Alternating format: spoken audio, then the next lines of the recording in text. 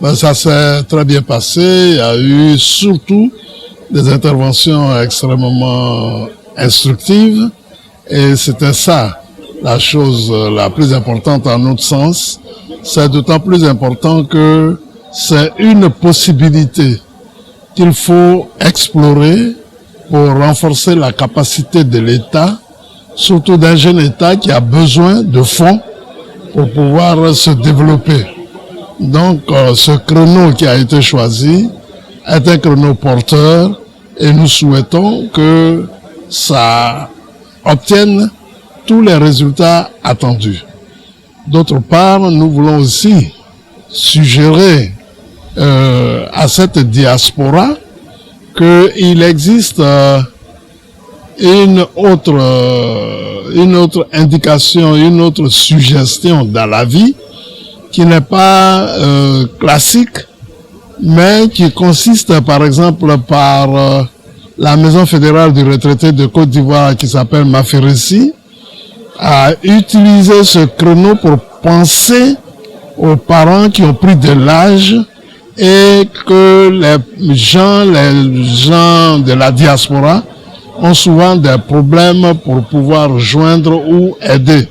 C'est un canal et cette possibilité leur est offerte parce qu'il existe même un compte au niveau de la BCAO Dakar et Abidjan.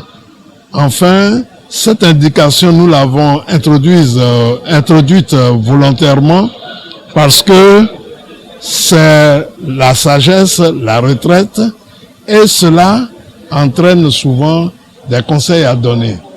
Quand on est de la diaspora, on vit bien aujourd'hui, mais il faut penser à demain.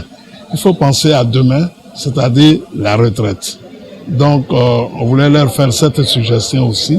Je pense que ce forum est très important pour la simple raison que aujourd'hui, il faut compter avec la diaspora. Et d'ailleurs, nous l'avons compris depuis longtemps. Lorsque j'étais à la Banque de l'Habitat, on a été la première institution à nous intéresser à la diaspora. Depuis 1995, on a sillonné pratiquement le monde pour proposer des produits d'épargne et également des produits qui permettaient de faire profiter la possibilité aux Ivoiriens de l'étranger de pouvoir se construire des maisons grâce à des concours de la banque.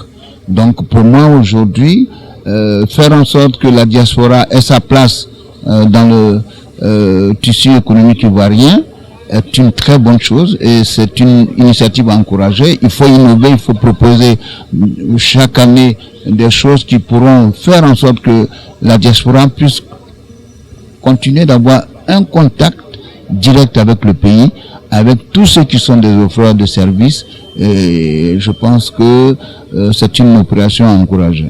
Mes impressions sur le forum, je pense que c'est très très bien fait.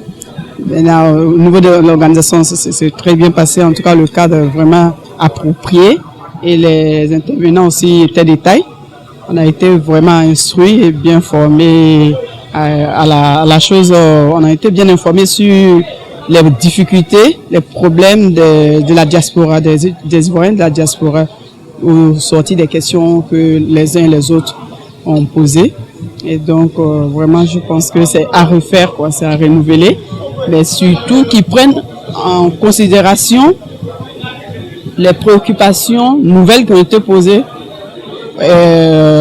par les participants, surtout ceux qui vivent dans la diaspora, c'est-à-dire à l'extérieur de la Côte d'Ivoire. Ils ont posé des problèmes de profilage à leur niveau, ils ont un problème de recensement, tout et tout. Moi, je pense que un forum, c'est bien, au niveau de l'État, c'est vraiment bien, mais il faut que les gens de la diaspora aussi, leurs problèmes réels soient pris en compte, en dehors même du simple fait d'investir, puisque le tout, c'est de les faire revenir.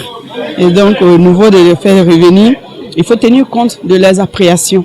Ils veulent rentrer, mais ils ont des appréhensions. Donc, il faut pouvoir tenir compte de tout ça pour le prochain forum. Ce forum est une opportunité qu'on leur offre afin qu'ensemble on analyse les mécanismes qui puissent leur permettre véritablement non seulement de venir en Côte d'Ivoire, mais surtout d'investir en Côte d'Ivoire. La Côte d'Ivoire a une très forte économie avec une excellente croissance et si nous voulons atteindre l'émergence, nous devons faire appel à toutes les filles et à toutes les filles de la Côte d'Ivoire. Et bien entendu, cela implique aussi faire un clin d'œil aux Ivoiriens qui sont à l'extérieur. Et comme vous le voyez aujourd'hui, il y a plus de 1000 participants qui se sont effectivement inscrits. Donc c'est quand même une victoire en termes de prise en compte de l'ensemble de leurs préoccupations. Nous leur offrons l'espace pour s'exprimer et en fonction de tout ce qui va être dit, nous allons confiner cela dans un document et on va travailler sur la prise en compte et la réalisation de la politique nationale de gestion des Ivoiriens de l'extérieur. L'apport de la diaspora n'est pas seulement économique, il est aussi intellectuel. Il y a énormément d'Ivoiriens de l'extérieur qui enseignent à l'université. Il faut encourager cela de sorte que les Ivoiriens qui ont acquis une très grande expérience se mettent à la disposition de la Côte d'Ivoire et qu'ensemble nous construisons ce pays avec toutes les compétences de la Côte d'Ivoire. Il ne faut exclure aucune compétence dans le processus d'atteinte de l'émergence tant voulu par le chef de l'État à l'horizon 2020. Nous pensons qu'il est important de mettre en rapport la diaspora qui a un certain pouvoir d'achat avec les Ivoiriens qui sont restés sur place, qui ont un besoin de financement. Et nous pensons que c'est un forum qui est bienvenu. Bienvenue parce que si nous prenons notre cas en tant que bellecotedivoire.com, nous avons un site internet qui fait la promotion du tourisme, qui affiche les hôtels, les restaurants et qui est un portail pour la diaspora. Mais nous avons besoin de financement. Dans le même temps, nous savons aussi que certains frères qui sont à l'étranger ont un besoin d'investissement en Côte d'Ivoire. C'est un cadre approprié, ce forum est un cadre approprié pour rapprocher ceux qui ont un besoin de financement et ceux qui veulent investir.